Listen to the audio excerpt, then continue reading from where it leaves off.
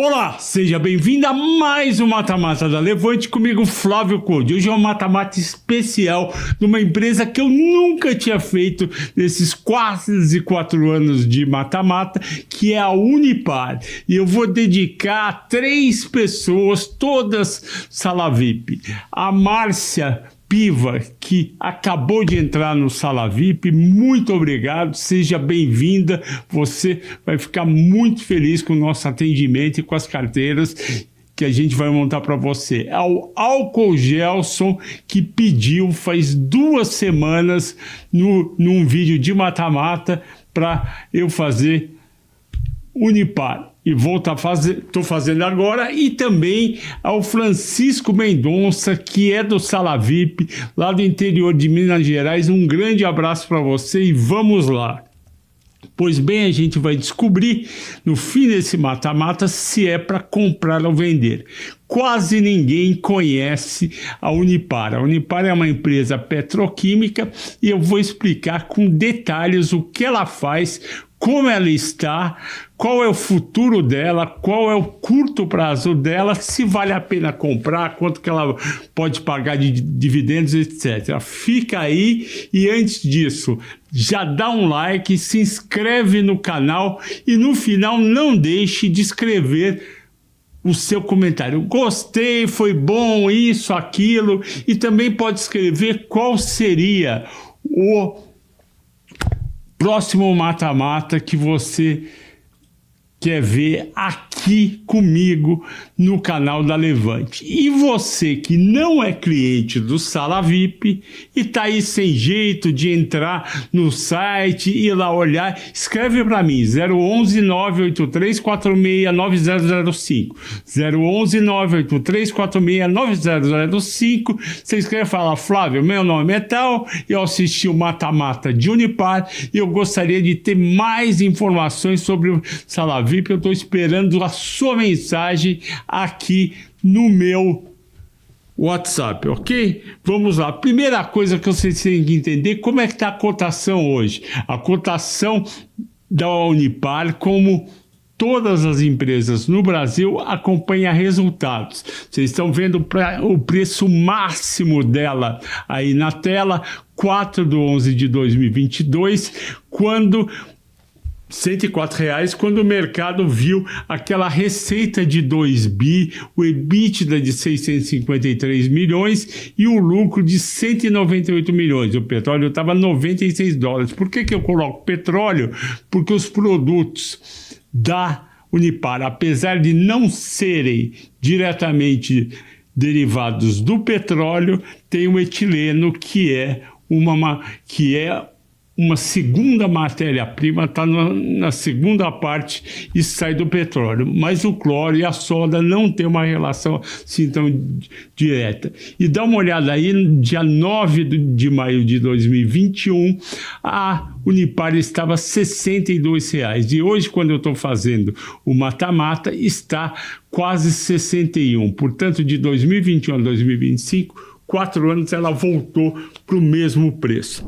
Continuando, depois a gente tem uma queda em 3/11 de 23, ela está apenas R$ 66. Por quê? Porque aquele EBITDA de quase 700 milhões, 650, caiu para 282. Aí, agora dia 8/11 de 24, caiu para 208 e a cotação foi junta. De novo, cotação segue resultado. E que é uma coisa muito importante na Unipar, que pega todas as empresas de commodities que a gente tem no Brasil, desde as empresas de petróleo até as empresas do agro e também, obviamente, da petroquímica. São setores cíclicos. O que é um setor cíclico? É aquele setor que, dependendo da oferta e da demanda mundial, o preço do produto vai lá para cima ou aqui para baixo. Então, se você for investir em Unipar, você tem que ter isso na cabeça. Em 6 meses, de 8/11 de 24 para agora, ela foi de R$ 44 para R$ 61, deu um belo ganho. Por quê? Porque o EBITDA cresceu de 208 para 335. Ok? Então você entendeu, você que não tinha na cabeça as cotações de Unipar, você já tem uma ideia boa. Então vamos agora olhar os últimos resultados da Unipar, que foi no primeiro trimestre de 25, mas antes disso eu tenho que te falar o que a Unipar faz, o que ela produz, o que ela vende. Pois bem, a Unipar, que quer dizer União de Participações Industriais, é uma empresa originada em 1969 no segmento químico e petroquímico. Hoje ela tem 3 unidades produtivas, Cubatão, Santo André, 4. Cubatão, Santo André, Bahia Blanca, na Argentina, e agora acabou de inaugurar Camaçari, na Bahia. E aqui estão a foto das 4 unidades. Aqui, nesse desenho, eu mostro toda a história da companhia e a gente vai ver. Abriu capital em 1971, ou seja, é uma empresa que gosta do mercado de ações, comprou a Solvay na Argentina em 2016, fez uma joint venture com a AES Brasil para construir e pegar a geração eólica dos parques de Tucano, na Bahia, e Cajuína, no Rio Grande do Norte, e agora, 2024, outro grande investimento em Camaçari, na Bahia. Aqui um mapa com a localização. Vocês veem que está bem espalhado a localização e justamente perto do quê? De centrais petroquímicas para poder ter a matéria-prima básica. Continuando os produtos da Unipar. Primeiro grupo de produtos, que é feito através da eletrólise do sal da água e da energia, clorados, que é 23% da receita. Está aqui o cloro, que todo mundo que mora sozinho compra para limpeza, mas não é só para higiene e limpeza, 35% é para saneamento, também metal, papel, celulose, químico, petroquímico e alimento. E a soda cáustica, que é 36% da receita líquida, essa é bem focada em papel, celulose, higiene e limpeza de novo, e químico e petroquímico. Continuando, vem o segundo grupo de produtos da Unipar, que é o PVC, exatamente, o PVC, e o PVC é 41% da receita. Quem usa PVC? Construção civil, químico e petroquímico. Aqui está um tubo de PVC, que é conhecido todo mundo.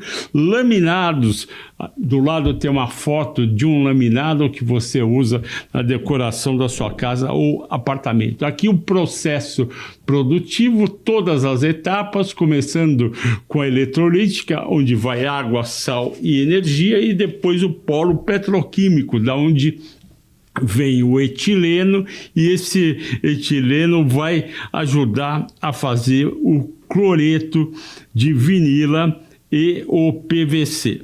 A segunda parte do processo produtivo, a gente explica um pouco melhor como que vem a energia elétrica, o etileno e o sal. A energia elétrica, a empresa fez muito bem, porque ela é intensiva, a produção é intensiva em energia elétrica. E o que ela fez? Ela comprou, eu falei dos parques eólicos de Tucano e Cajuína. Para quê? Para ela poder gerar sua própria energia e, portanto, economizar no custo de produção. E ela, em setembro de 24, estava gerando 65% da energia que consome. Além disso, ela tem contratos de longo prazo com operadores de primeira linha. No caso do sal, são contratos plurianuais com fornecedores de capacidade comprovada e performance confiável, tanto no Brasil como no Chile, e também na operação que ela tem em Bahia Blanca, na Argentina. O etileno, também contratos plurianuais, e o etileno, eles têm uma vantagem: as unidades produtivas da Unipar ficam perto dos seus fornecedores. Isso permite um custo menor de transporte e uma parceria de longo prazo. Governança corporativa, que eu sempre falo que é tão importante a gente julgar numa empresa para ver se vale a pena realmente ficar sócio. O controlador é a Via Velha S.A. Administração e Participações da família Abubakir. Eles fazem parte dos fundadores da companhia e tem 60% das ações. Tem também mais 2 acionistas relevantes, Luiz Barsi Filho, conhecido de todos. Um abraço para Luiz Barsi, minha amiga, filha do Barsi, e a Intermares Participações, que é da família Gaia, com 12%. O free float é pequenininho, 13,7%. Isso é bom e isso é ruim. Sendo pequenininho o free float, significa que a maioria está na mão dos controladores e eles vão querer fazer as melhores coisas possíveis dentro da empresa e vão querer distribuir bastante dividendos, porque eles estão com todo o dinheiro deles lá dentro. Aqueles controladores que têm 10, 15%, eles não estão, talvez, tão comprometidos. Agora, quem tem 60%, e aí, se somar ainda o Barsi e o Gaia, vai dar aí cerca de 82%, 86%, esses vão estar muito, muito comprometidos. E segmento de mercado, infelizmente, eles estão no segmento tradicional, aquele antigo que tem ON, PN, PNA, PNB, e só tem tag along na ON. A ON praticamente não tem liquidez, R$362 mil é isso, R$366 mil por ano, por dia é muito pouco. E não tem tag along nas PNs, que é onde a gente consegue comprar na Unip 6, que tem 16 milhões de negócios, de reais negociados por dia. Seria muito bom se a Unipar se tornasse tudo ON, fosse para o novo mercado, porque aí as ações que a gente já está comprando, elas iam o quê? Elas iam receber tag along em caso de alguma mudança no controle acionário. Ela não está no Easy Brasil e também não tem ADR. Então, na governança corporativa, a Unipar perdeu pontos por não ter tag along na PNB. Resultados do primeiro trimestre, contra o quarto de 24 e o primeiro de 24, a gente teve um aumento na receita líquida em relação a um ano atrás, 18%, EBITDA cresceu 79%, lucro líquido 68%. Portanto, em um ano a companhia melhorou muito. Porém, caiu um pouco em relação ao quarto trimestre, que é o 16% a receita líquida, 23% o EBITDA. Isso porque caiu o preço da soda cáustica do quarto trimestre para o primeiro trimestre, caiu 10%. Aqui eu mostro o gráfico dos preços, a gente vê que os preços vinham se recuperando, deram uma boa recuperada, principalmente a soda, que está em verde no gráfico, quando bate 134 na base 100 do primeiro TRI, só que o PVC ainda tem muita oferta no mercado internacional e está entrando muito PVC, principalmente dos Estados Unidos, no Brasil. Então ele não deixa o preço subir, joga o preço para baixo, mas a soda ajudou bastante nos resultados da Unipar, principalmente no quarto e primeiro trimestre. Utilização da capacidade produtiva, a empresa continua operando acima de 80% dessa capacidade, esse é um número bom, caiu levemente de 83 para 82, mas foi em virtude de uma enchente que causou devastação na região de Bahia Blanca. Ela não afetou tanto a unidade da Unipar, mas afetou muito os players, as empresas que estavam na cadeia de logística de suprimentos e locomoção. Isso daí durou durou mais ou menos 8 dias, mas foi o suficiente para prejudicar em março e no primeiro trimestre a produção da Argentina. Receita operacional líquida consolidada cresceu 20% em um ano. Parabéns, foram muito bem. Cresceu não só no Brasil, mas cresceu também na Argentina. E do quarto tri para o primeiro tri, caiu um pouquinho de novo em função da desvalorização, da pequena queda da soda cáustica no mercado internacional. Aqui eu mostro a receita operacional bruta por produto. 40% está bem dividido, 40% soda cáustica, 39% PVC e 21% clorados. Os clorados que fazem os cloros, eles não têm muita correlação com o setor petroquímico, principalmente soda cáustica e PVC, e, portanto, permite um amortecimento nos resultados quando o PVC ou a soda cáustica não vão bem. CPV consolidado ajustado, você está vendo aqui na tela à minha esquerda, a companhia, mesmo com uma receita um pouco menor no primeiro tri contra o quarto, conseguiu um aumento da margem bruta. E esse aumento é sequencial, era 28,4% de margem bruta no primeiro tri de 24, aumentou para 30%, depois para 31,6%. E por que isso aconteceu? Porque a diretoria da companhia e os acionistas fizeram um grande trabalho para reduzir custos e despesas, não só na Argentina, como no Brasil também, e conseguiram esse CPV controlado e uma margem bruta maior. Parabéns para a diretoria da Unipar. EBITDA ajustado recorrente, margem, vocês veem aí que o EBITDA foi muito bem, em um ano cresceu 53% e a margem foi de 20% para 26%, e em um trimestre cresceu 4%, mesmo com a receita caindo. Os motivos estão aqui no quadrinho abaixo. Em um ano teve aumento de volume de vendas em praticamente todos os segmentos de produtos e também o efeito do aumento do preço da soda cáustica de referência no mercado internacional, bem como o efeito positivo da desvalorização do real do primeiro tri para o primeiro tri de 25. Já o primeiro tri de 25 contra o quarto de 24, também o volume cresceu, mas foi no Brasil esse crescimento. A Argentina foi um pouquinho menor, pelo motivo que eu já falei, que foi aquela parada de 7, 8 dias. E também teve, do quarto para o primeiro, o efeito da queda do preço da soda cáustica no mercado internacional. Resultado financeiro líquido, a companhia teve um resultado financeiro líquido negativo de 33 milhões por conta, principalmente, de perdas cambiais com ativos financeiros.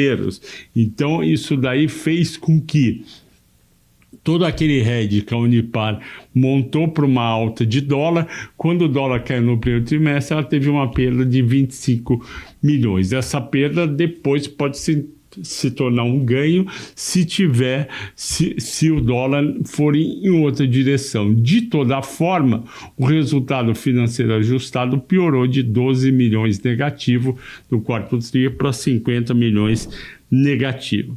Lucro líquido, tão importante para poder pagar os dividendos, o lucro líquido foi muito bem do primeiro tri de 24 para 25, multiplicou quase por 3, de 56 milhões para 150, pelos aqueles motivos que eu já falei, aumento do volume de vendas, aumento do preço da soda cáustica e a desvalorização cambial.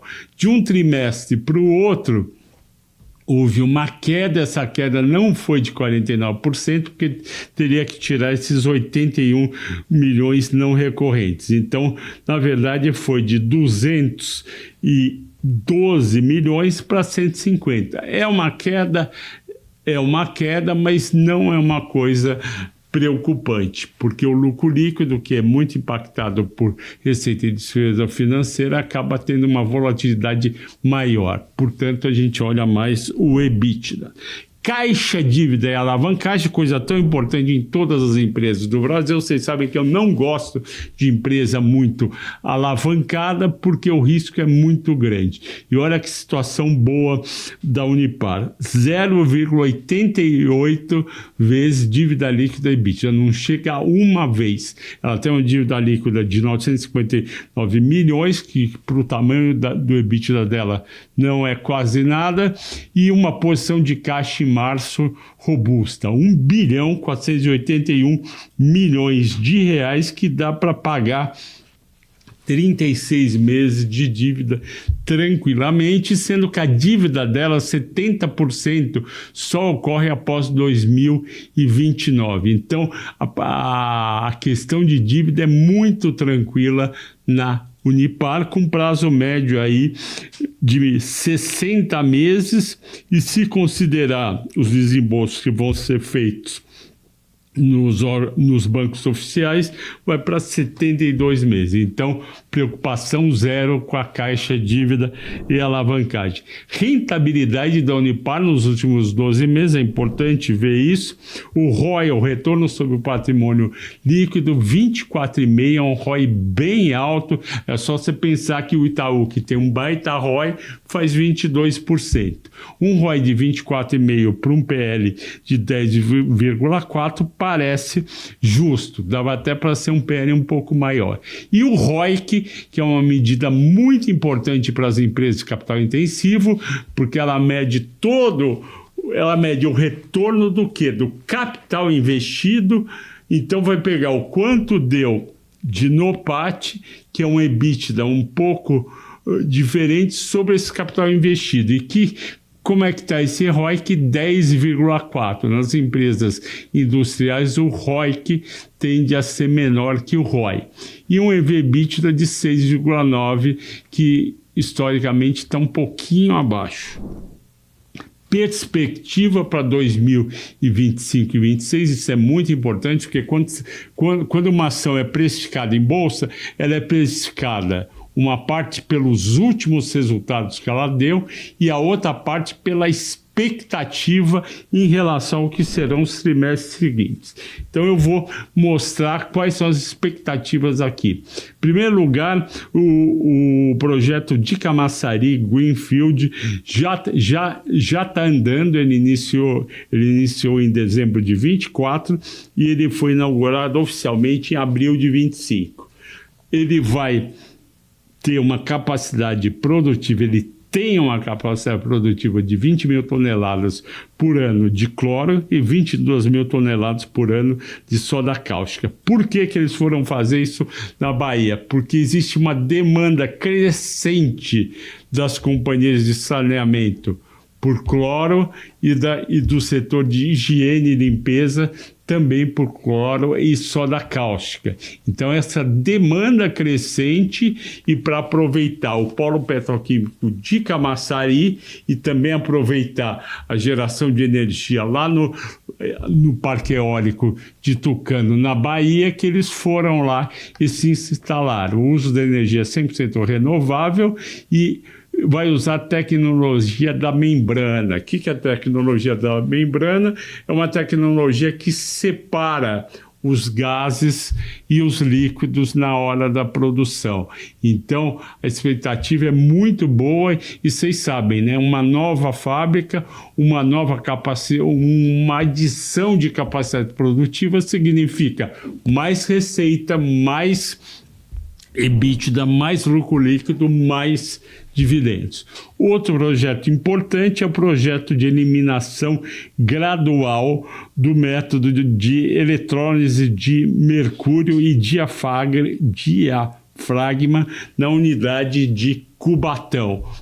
Pelo que? Pela tecnologia de membrana, que é o estado da arte nesse setor, e ela tem máxima ecoeficiência para fazer o quê? Para produzir cloro e soda. Ela vai, com essa mudança, vai ter um consumo de energia 18% menor, vai ter 150 mil toneladas a menos de geração de resíduos sólidos e 70 mil toneladas a menos de gases de efeito estufa.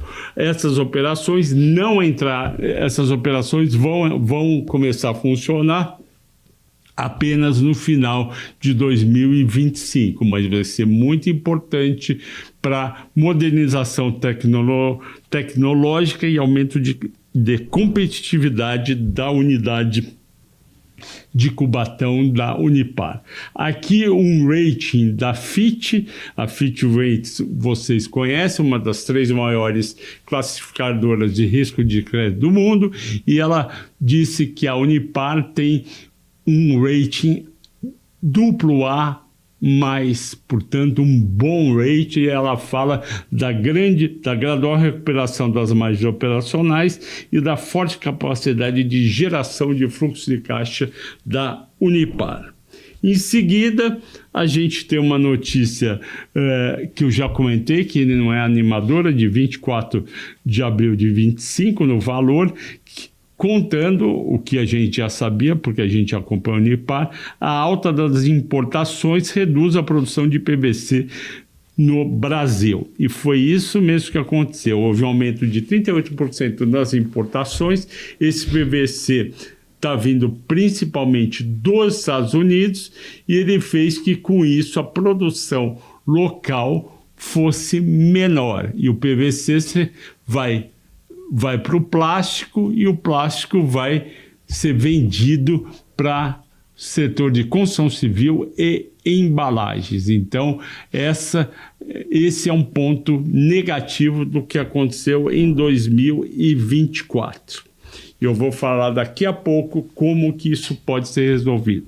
Aqui os desafios para 2025 da Unipar: ciclo de baixa persistente de preço, ou seja, a soda cáustica caiu 10% e o PVC está no nível baixo. Também tem outro desafio e risco: a incerteza na economia argentina, que teve uma inflação em dólar persistente no primeiro trimestre de 25. A pressão do PVC importado, que eu acabei de falar, e a instabilidade global causada pela guerra tarifária dos Estados Unidos, que não ajuda a recuperação do ciclo petroquímico. Porém, temos uma boa notícia: 28 de maio, agora o Brasil finalmente se mexeu e a Comissão Executiva da Câmara de Comércio Exterior do Ministério do Desenvolvimento aprovou a tarifa antidumping aplicada às importações de resinas de PVC originárias dos Estados Unidos. Essas resinas estavam entrando no Brasil com uma taxa de importação de apenas 8,2% e aumentou para 43,7%.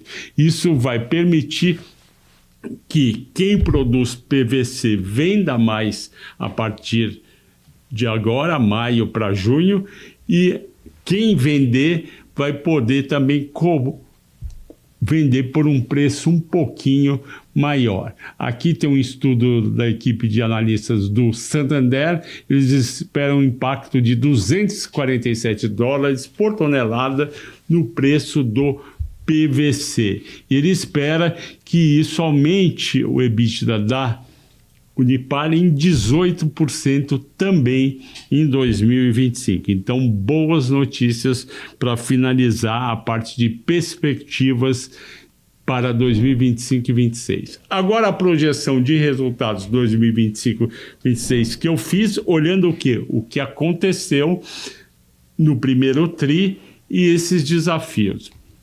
Eu fiz uma projeção de crescimento moderado de 2023 a 2026. Na verdade, eu projetei uma receita líquida caindo um pouco de 24 para 25. Eu não considerei essa melhora do PVC e igual a 26 com 24. Uma margem bruta maior, vocês estão vendo aí no quadro, 30% e 31%, uma margem EBITDA também maior. Então, a gente tem um resultado crescendo de EBITDA de 24 para 25, de 948 milhões para 1.234. E mais ainda, o lucro líquido de 557 para 840.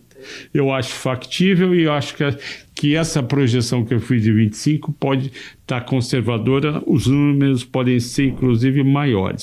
Histórica e projeção de dividendos, e a gente gosta muito de dividendos, não é mesmo? E aqui eu mostro o histórico de dividendos da Unipar. Até 2016 ela pagava dividendos baixos, na casa aí de 64 milhões em 2004 até 31 milhões em 2016. Só que de 2017 para 2025, o PVC, a soda cáustica e o cloro aumentaram de preço. A empresa aumentou produção, ela conseguiu distribuir muito mais, 398 milhões em 2017, bateu o pico de 1 bilhão 411 milhões em 21 e agora caiu para 250 por enquanto em 2025. E eu faço a projeção, o quanto pode ser por ação. A minha projeção é de R$ 5,97 para 2025, o ano inteiro, sendo que R$ 2,29 já foi pago. E para 26, R$ 6,42. Os 2 anos vão ter um yield muito bom, 9,8, 10,6. A Unipar foi aprovada no quesito dividendos. Valuation por EV EBITDA, para a gente ver se está barato, está caro, se tem upside. E a gente vê a companhia com EV/EBITDA 2025 de 6,3, pegando a média histórica e a perspectiva de crescimento, o EV/EBITDA justo para dezembro de 25 seria 7,5.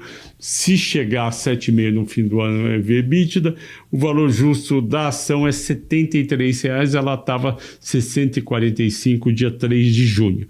Potencial de valorização até dezembro de 25, 20,8%. É um bom potencial, principalmente se você juntar com dividendo de 9,8%.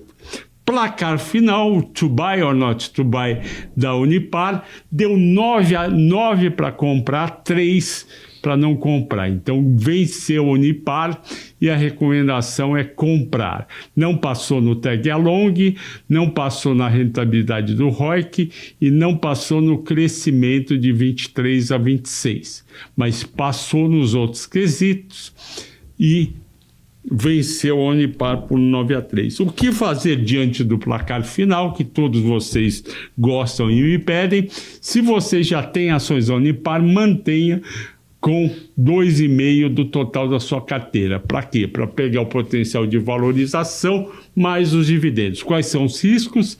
Preço da soda cáustica e PVC caírem bem, com menor crescimento dos Estados Unidos na China em 2025 e maiores importações do PVC desse ano também. É importante ver que toda a recomendação tem seu risco, eu faço questão de alertar a todos. E quem não tem ações da Unipar, compre e compre até 2,5% da sua carteira de ações, pelos motivos que eu falei atrás, potencial de valorização, dividendos, só que tem os riscos de queda do preço da soda cáustica do PVC, bem como importações maiores.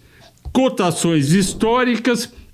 A Unipar teve um pico de R$ 104, como eu disse no começo, em 4 de novembro de 22, e hoje está R$ 645. Ela desvalorizou 58% nesse período de 3 anos. Quer dizer que ela vai voltar para 104? Não quer dizer que ela vai voltar, foi porque ela estava com EBITDA gigante de 800 milhões em um trimestre. Então é isso, pessoal. Chegamos ao fim de mais um mata-mata, dessa vez Unipar. Espero ter ajudado você nas suas decisões de investimentos. Boa semana, bons negócios e obrigado pela audiência e paciência. Um abraço.